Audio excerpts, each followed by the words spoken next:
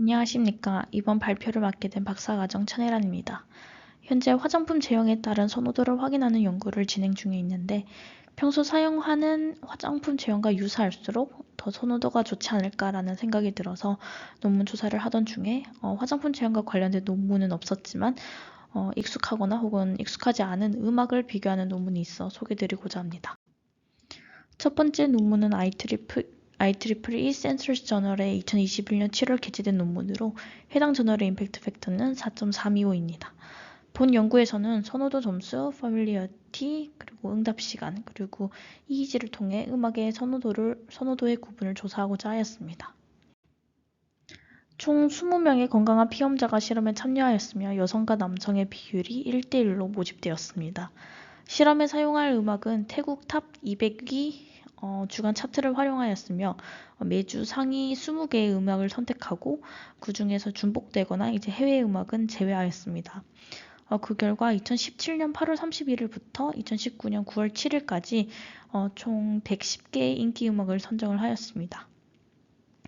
본 연구에서는 가사가 없는 멜로디 음악과 가사가 있는 송의 두 가지 음악 자극을 사용하였는데 멜로디 같은 경우는 선정된 그 송을 클래식 피아니스트가 연주하도록 하여서 가사가 없이 멜로디만 사용하였고 송은 곡이 시작될 때 그 송은 일부 그 노래를 발췌를 하였고 곡이 시작될 때 피험자가 놀라지 않도록 시작과 끝부분에 0.5초의 페이딩을 적용하였습니다.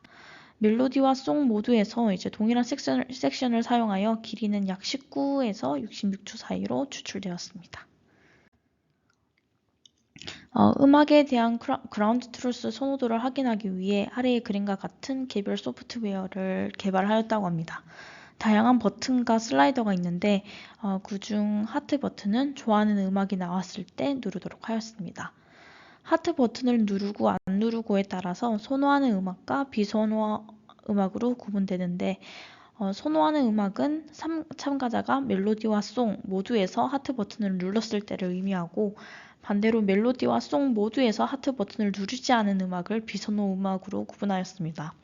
만약에 멜로디와 송 둘 중에 하나만 선호한 경우에는 undecided로 분류되었으며 이 경우 선호 또는 비선호로 구분할 수 없기 때문에 추후 분석에는 제외하였습니다. 음악 선호도에서의 차이를 알아보기 위해 familiarity와 response rate도 함께 측정하였는데요. 참가자들은 아래의 슬라이드를 통해 각 음악 자극에 대한 familiarity를 표현하였습니다. 슬라이더의 범위는 -1과 1 사이이고 -1은 전혀 아님, 그리고 1은 매우로 표시되었습니다.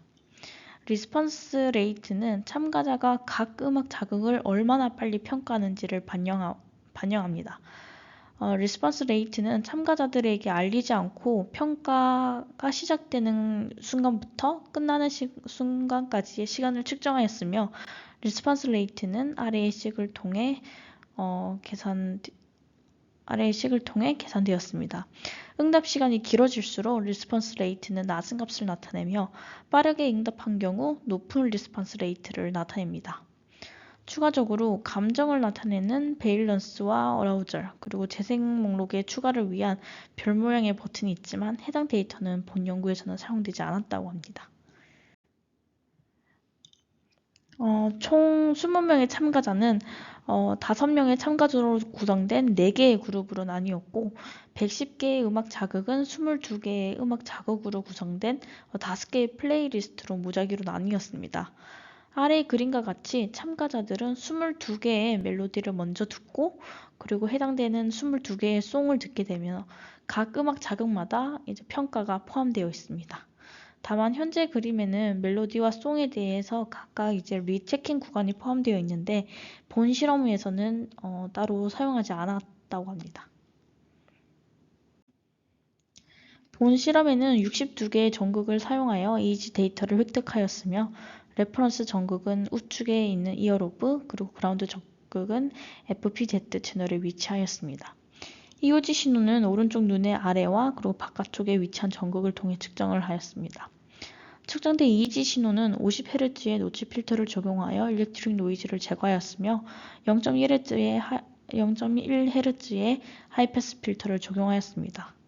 눈 깜빡임을 포함한 뇌파 데이터의 아티팩트를 제거하기 위해 ICL을 적용하였고 그 후 CAR과 밴드패스 필터를 적용하였습니다. 아래의 그림은 퍼밀리어리티와 리스폰스 레이트에 따른 통계 결과입니다. 먼저 선호음악과 비선호음악의 퍼밀리어리티는 통계적으로 유의미하게 차이가 있지만 선호음악에서 멜로디와 송 사이에는 통계적으로 유의미한 차이가 없었습니다. 이를 통해 가사가 있고 없고는 선호음악의 결과에 영향을 미치지 않는다는 것을 알 수 있으며 멜로디만으로도 참가자들이 선호하는 음악을 확인하는 것으로 충분하고 멜로디와 송 모두 높은 퍼밀리어티를 확인할 수 있었습니다. 리스폰스 레이트 또한 퍼밀리어리티와 유사한 결과를 나타냈는데요. 멜로디와 송에서 선호음악과 비선호음악 사이에는 유의미한 차이가 있었으며 선호음악에서 멜로디와 송 사이에는 유의미한 차이가 없었습니다. 따라서 높은 퍼밀리어리티를 가지는 선호음악에서 참가자들은 더 많은 시간을 보냈다는 것을 의미합니다. 멜로디와 송에 대한 뇌 반응의 차이를 확인하기 위해 레프트 라이트 헤미스피어와 레프트 라이트 프론털 영역을 조사하였습니다. PSD는 세타, 알파, 베타 대역에 대해서 계산되고 정교화되었습니다. 먼저 레프트 라이트 헤미스피어 간의 PSD를 살펴보면 멜로디의 경우 라이트 헤미스피어의 모든 주파수 대역에서 선호도 간의 유의미한 차이를 확인할 수 있었으나 레프트 헤미스피어에서는 세타 대역에서만 차이가 나 음악 선호도는 레프트보다 이제 라이트에서 더 명확하게 나타나는 것을 의미한다고 볼 수 있습니다. 송의 경우에는 레프트 헤미스피어의 세타 알파 그리고 라이트 헤미스피어의 알파 대역에서만 유의미한 차이가 관찰되었으며 이 두 헤미스피어 간의 차이는 확인할 수가 없었습니다. 프론털 영역을 살펴보면 멜로디의 경우 레프트 프론털과 라이트 프론털 영역 모두에서 전체 주파수 대역에 대해 유의미한 차이가 나타났고 레프트 프론털은 레프트 헤미스피어와 조금 다른 결과를 보이고 라이트 프론털은 라이트 헤미스피어와 유사한 결과를 나타낸다고 볼 수 있습니다. 송의 경우에는 레프트 헤미스피어와 유사하게 세타, 알파 대역에서만 유의미한 차이를 확인할 수 있었고 라이트 프론털 같은 경우에는 라이트 헤미스피어와 같이 베타 대역에서도 라이트 헤미스피어와 달리 베타 대역에서도 유의미한 차이를 보였습니다. 멜로디는 라이트 헤미스피어와 프론털 영역의 모든 대역에서 유의미하게 나타난 것을 확인할 수 있으며 이러한 결과를 통해 라이트의 음악 선호도 분류를 진행하게 된다면 라이트의 음악 선호도 분류 결과가 레프트보다 높게 나올 것이라는 가설을 세울 수 있습니다. 이전 결과를 토대로 SVM, 랜덤 포레스트, KNN을 활용하여 음악 선호도 분류를 진행하였습니다. 클래스의 불균형으로 인해 F1 스코어를 구하였으며 아래의 표는 그 중에서 이제 가장 높은 F1 스코어를 보여주는 영역을 나타내었습니다. 결과는 크게 뇌파 데이터만을 사용한 without behavior과 그다음 familiar와 response rate를 포함한 with behavior로 나눌 수 있습니다.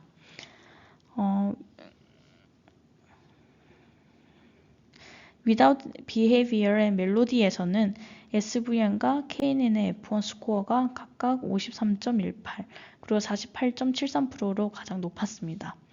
랜덤 포레스트의 하이스트 F1 스코어는 라이트가 아닌 레프트 헤미스피어에서 얻어져 라이트에서의 분류 정확도가 더 높을 것이라는 이전 결과의 가설과는 대조적인 결과를 보였습니다. 송의 경우에는 라이트, 레프트 헤미스피어의 통계적 차이가 뚜렷하지 않아 F1 스코어가 가장 높은 뇌 영역이 조금 모호하게 나타났다고 볼 수 있습니다. with behavior의 결과에서는 familiarity, response rate를 각각 쓰는 경우와 그리고 familiarity와 이제 response rate를 모두 사용하는 결과를 모두 고려하였다고 합니다. 그 결과 이제 멜로디의 경우에는 가장 높은 F1 스코어를 가지는 경우에는 familiarity와 response rate를 모두 사용한 경우에 가장 높은 F1 스코어가 나타났고 right frontal 영역에서 SVM을 사용했을 때 가장 높은 F1 스코어를 나타냈습니다. 송의 경우에서는 familiarity만 사용하여 가장 높은 F1 스코어를 나타낸 랜덤 포레스트를 제외하고 두 가지 모두를 사용했을 때 가장 높은 F1 스코어가 나타났다고 합니다. with behavior 결과에서는 멜로디와 송 모두 right 영역에서 높은 F1 스코어가 나타나 앞선 가설과 유사한 결과를 보였습니다. 본 연구 결과 familiarity와 response rate를 통해서도 어느 정도의 선호도를 확인할 수 있으며 behavior 결과를 사용하지 않는 without behavior 결과보다 with behavior 결과가 상당히 높게 나타났기 때문에 familiarity나 response rate와 같은 행동 데이터의 연구 가치를 확인한 연구라고 보시면 될 것 같습니다. 두 번째 논문은 Scientific Reports지에 2021년 9월 게재된 논문으로 해당 저널의 임팩트 팩터는 6.996입니다.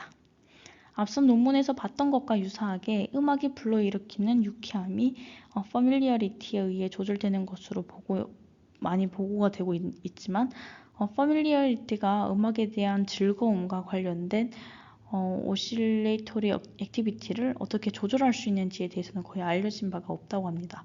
따라서 본 연구에서는 세타 페이즈 싱크로니제이션과 음악에 의한 유쾌함 사이의 관계에서 familiarity의 영향을 확인하고자 하였습니다.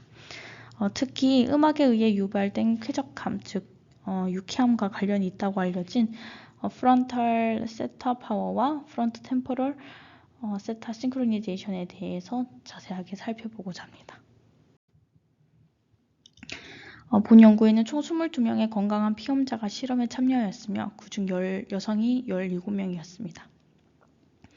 실험에 사용한 음악은 총 60개로 각각 인디, 팝, 포크를 포함한 여러 음악 장르로 구성되어 있고 각각의 음악은 45초로 구성되어 있습니다.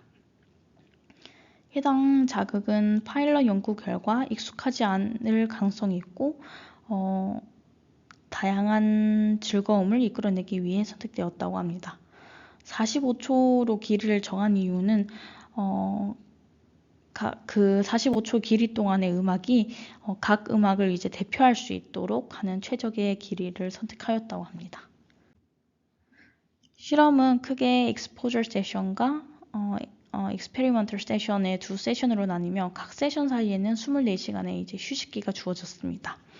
exposure 세션에서는 참가자들은 총 60개 중에서 무작위로 추출한 30개의 음악을 듣게 되며 음악을 들을 때마다 이제 7점 척도의 familiarity를 평가하였습니다.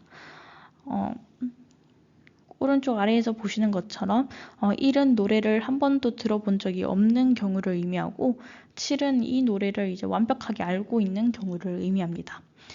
experimental 세션에서는 참가자들은 이전 세션에서 들었던 동일한 음악의 30가지 음악과 거기에 이제 30개의 새로운 음악을 무작위 순서로 들으면서 유쾌함을 유발하는 정도를 평가하도록 지시를 받았고 그 정도는 컴퓨터 키보드의 숫자 키를 통해 제공되었으며 아래에 보이시는 것처럼 1은 해당 음악을 좋아하지 않는다. 그리고 5는 이제 너무 좋아서 전율을 느낀다까지 의미한다고 합니다. 그 참가들은 동일하게 각 음악에 대해서 이제 familiarity를 평가하였습니다. EEG 데이터는 experimental 세션에서만 측정되었고 61개의 전극과 좌우측 마스토이드의 전극을 통해 측정되었습니다. EEG 전극은 오른쪽 눈의 바깥쪽에서 측정되었다고 합니다. 측정제 EEG 데이터는 마스토이드를 기준으로 리레퍼런싱 되었고 0.1에서 45Hz의 밴드패스 필터를 적용하였습니다. 에폭은 각 청취 구간의 전체 시간으로 구성되었고 전체 음악의 음악에 해당되는 평균을 사용하여 베이스라인 코렉션하였다고 합니다. 아티팩트를 제거하기 위해 IC를 수행하였고 평균 앰플리튜드가 100 마이크로볼트를 넘는 경우에는 해당 트라이얼은 분석에서 제외하였습니다. 전처리 과정에서 이제 한 명의 피험자가 데이터 품질이 너무 좋지 않아서 주 분석에서 제외되었고 타임 프리퀀시 디컴포지션은 관심 주파수 대역인 세타 대역에 대해서 5 사이클 컴플렉스 모렛 웨이블릿이라는 분석 기법을 사용하여 계산되었습니다. 모렛 웨이블릿은 가버 웨이블릿이라고 불리며 복소수 지수의 가우시안 윈도우를 곱한 것으로 구성된 웨이블릿이라고 합니다. 해당 분석을 통해서는 시간에 따른 각 전극과 주파수에 대한 페이지의 값을 얻을 수 있습니다. 그 다음 신호간 페이지 값을 얻은 다음에는 신호간 페이지 싱크로니제이션의 지표로 각 에폭에 대해 ISPC 시간을 계산을 하게 되는데요.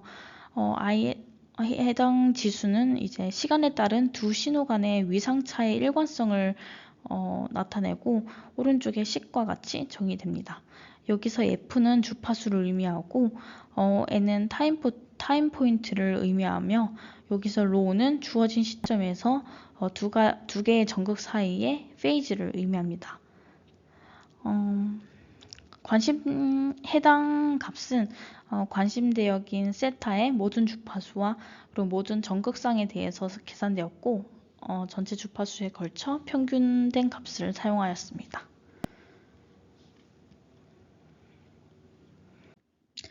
아래의 그림은 익스포셜 세션에서 들은 부분 그리고 익스페리먼털 세션에서 다시 한번 반복한 부분 그리고 익스페리먼털 세션에서 들은 새로운 부분에 대한 셀프 레포티드 퍼뮬러리티 레이트를 보여줍니다. 분석에서 참가자가 처음 들었을 때 익숙하지 않았던 음악만 분석에 포함하였다는 것을 확실하게 하기 위해서 익스포셜 세션과 익스페리먼털 세션의 뉴 뮤직에서 퍼밀리어리티 레이트가 3 이상, 즉 들어본 적이 있다고 평가된 트라이얼은 분석에서 제외하여 한 번도 들어본 적이 없다고 확실하게 검증된 트라이얼만 분석에 사용하였습니다. 그 결과 익스포저 구간과 뉴 뮤직에서는 이 노래를 들어본 적이 없다라는 1등급 그리고 낮은 것 같긴 한데 어떤 음악인지는 모르겠다라는 2등급이 줄을 이뤘고 올드 뮤직 즉 한번 들어본 적이 있는 음악에서는 이 노래를 한번 들어봤다라고 하는 3등급의 familiarity가 가장 많이 선택되었습니다. 이는 익스포저 세션에서 처음 들은 음악 그리고 익스페리먼털 세션에서 처음 들은 음악에 비해 두 번째 듣는 음악에 대한 퍼밀리어리티가 더 높다는 것을 보여주며 이 결과는 전반적으로 참가자들이 전날 들었던 음악을 유의미하게 인지하고 있음을 보여줍니다. 해당 결과는 실시간으로 유발된 유쾌함의 지표를 얻기 위해 각 응답까지 소요된 시간의 가중치를 둔 각 음악에 대해 제공된 모든 응답의 평균을 나타냅니다. 여기서 타임 웨이티드 레포트에 대한 자세한 언급이 없어서 레퍼런스 논문도 찾아보았는데요. 타임 웨이티드에 대한 자세한 식이나 추가 설명은 찾을 수가 없었습니다. 따라서 해당 부분에 대해서는 제가 추가적으로 확인한 다음 내용을 별도로 추가하도록 하겠습니다.